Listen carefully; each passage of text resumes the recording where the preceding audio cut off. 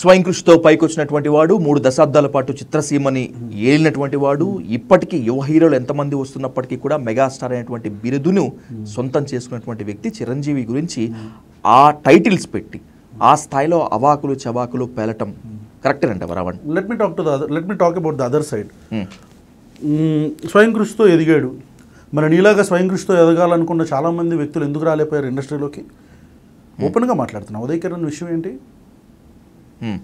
ఉదయ్ కిరణ్కి శ్రీ సూర్య మూవీస్లో ఉన్న offer 80% complete అయిపోయిన సినిమా ఎందుకు ఆగిపోయింది? ఏఎం రత్నం మెగా ఆఫీస్ నుంచి నాకు చిరంజీవి ఇంటి నుంచి నాకు కాల్ వచ్చింది అందుకే ఆపేశాడు ఎందుకు చెప్పాడు? నేను చెప్పట్లా. ఏఎం రత్నం ఆఫీషియల్గా పేపర్ స్టేట్మెంట్ ఇచ్చాడు, మాట్లాడాడు. నేను చెప్పలేదే. అంటే నువ్వు కాకుండా ఇంకెవడు ఎదగకూడదా ఇండస్ట్రీలో? స్వయం కృషితో ఎదిగావుగా నువ్వు కాకుండా ఇంకెవడు ఎదగకూడదా? ఎవరైనా విజయ్ దేవరకొండ లాంటి వాళ్ళు ఇంకెవరైనా చిన్న హీరోలు పైకి వస్తే అన్నయ్య అన్నయ్య అనుకుంటూ నీ వెనకమాల తిరగాల. లేకపోతే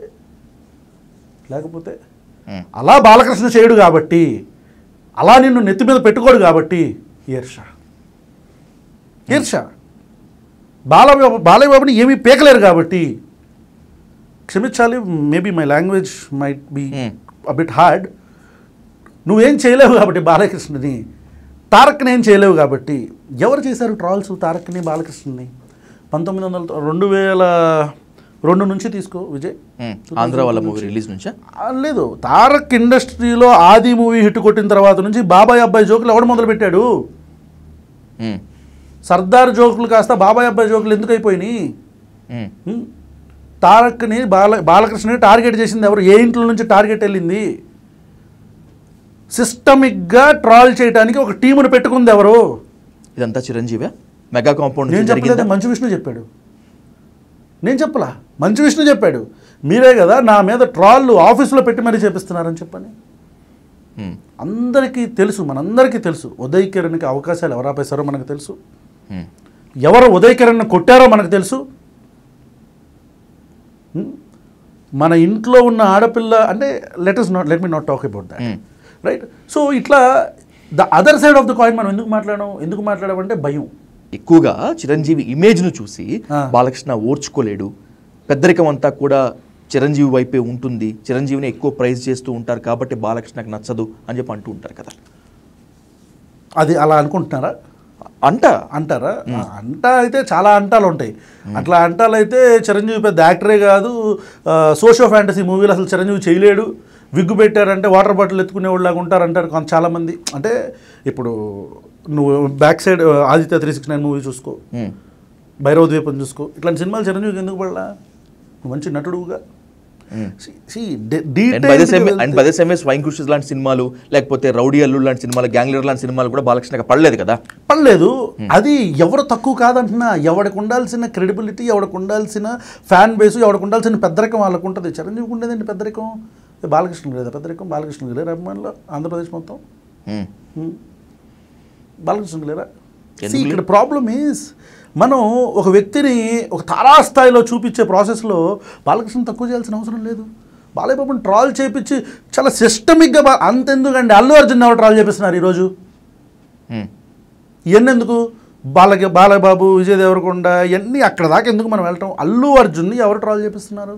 మంచు విష్ణుని టార్గెట్ చేస్తోంది మెగా కాంపౌండ్, అల్లు అర్జున్ని ట్రోల్ చేస్తోంది, అల్లు అర్జున్ టార్గెట్ చేస్తోంది మెగా కాంపౌండ్, బాలయ్యని జూనియర్ ఎన్టీఆర్ని టార్గెట్ అండ్ ట్రోల్ చేస్తోంది మెగా కాంపౌండ్ అనేటువంటిది మీరు ఈ స్టేట్మెంటా?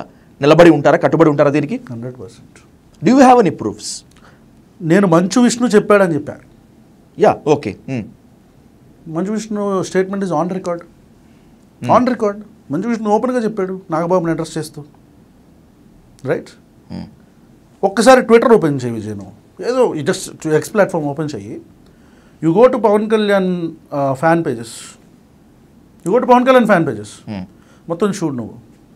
అల్లు అర్జున్ని, ఎన్టీఆర్ని, మహేష్ బాబుని, ప్రభాస్ని, ప్రతి ఒక్కడిని విపరీతంగా ట్రాల్ చేస్తుంటారు. నక్క అని, అదని, ఇదని. వీళ్ళు చేసిన టాక్సిక్ ఎన్వైర్న్మెంటు వీళ్ళ వల్లే మొత్తం ఇండస్ట్రీలో ఉండే ఫ్యాన్స్ అందరూ టాక్సిక్గా మారారు. ఇప్పుడు నేను నిన్ను కొడుతున్నాను విజయ్, ఊరికే నువ్వు మంచోడివి కొడుతున్నా ఎన్ని రోజులను కొట్టించుకుంటావు నువ్వు? నీకు కూడా ఒక లిమిట్ ఉంటుంది కదా. ఆ సహనం కోల్పోయిన రోజు నువ్వు కూడా చేతుతావు. అదే జరుగుతుంది. Twitter is a toxic place.